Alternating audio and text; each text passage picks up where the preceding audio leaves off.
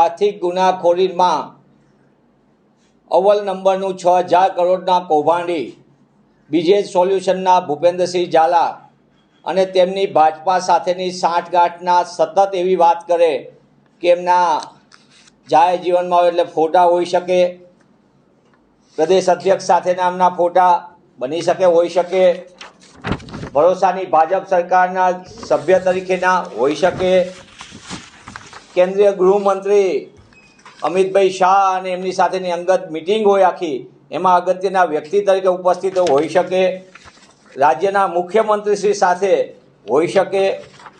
પણ આ બધાની વચ્ચે એમના કેમ્પસના ઉદ્ઘાટનમાં પણ મંત્રીશ્રીઓ અને સંત્રીશ્રીઓ હાજર હોય, ધારાસભ્યશ્રીઓ હાજર હોય, ત્યાં લગી તો એક જ બધા એ અન્ન નાગરિક પુરવઠા રાજ્યમંત્રી હોય ભીખુસિંહ પરમાર, એમના પુત્રની મૈત્રી ફાઉન્ડેશનમાં ટ્રસ્ટી તરીકે, તેમ છતાં પણ સતત ભાજપા એક જ વાત કરે કે આવા તો હોય પણ અમારી સાથે એવી કોઈ નજીકની વાત ન હોય, ઘણા લોકો મળતા હોય.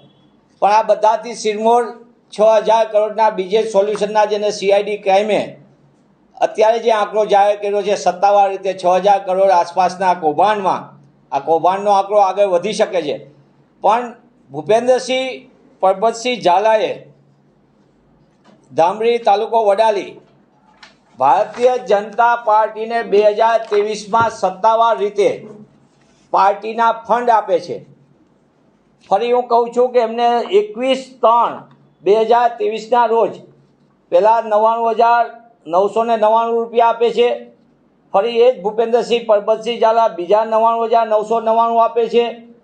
ત્રીજા પણ ભૂપેન્દ્રસિંહ પરબતસિંહ ઝાલા 51,001નો ચાંદલો કરે છે. ભલે એમને રોકાણકારોને નવડાવ્યા હોય પણ ભારતીય જનતા પાર્ટીને ચંદા દો ધંધા લોની સ્કીમ પ્રમાણે આ નાણાં સીધા આપી રહ્યા છે. આ નાણાંના આપ્યા પછી એટલી વાત સ્પષ્ટ થાય કે ભારતીય જનતા પાર્ટીના આશીર્વાદથી આવા અનેક ભૂપેન્દ્રસિંહ ઝાલા ગુજરાતમાં હજારો રોકાણકારોને લૂંટ ડૂબાડતા હોય, રાતા પાણી રોડાવતા હોય એવી વસ્તુ સામે આવે છે. છતાં સરકારમાં બેઠેલા મંત્રી અને સંત્રી સંપૂર્ણપણે મૌન લઈને પોતાની જાતને બચાવવા માટે દૂર દૂર ભાગી રહ્યા છે. રોજ નવા વિડીયો આવે છે, ફોટો આવે છે.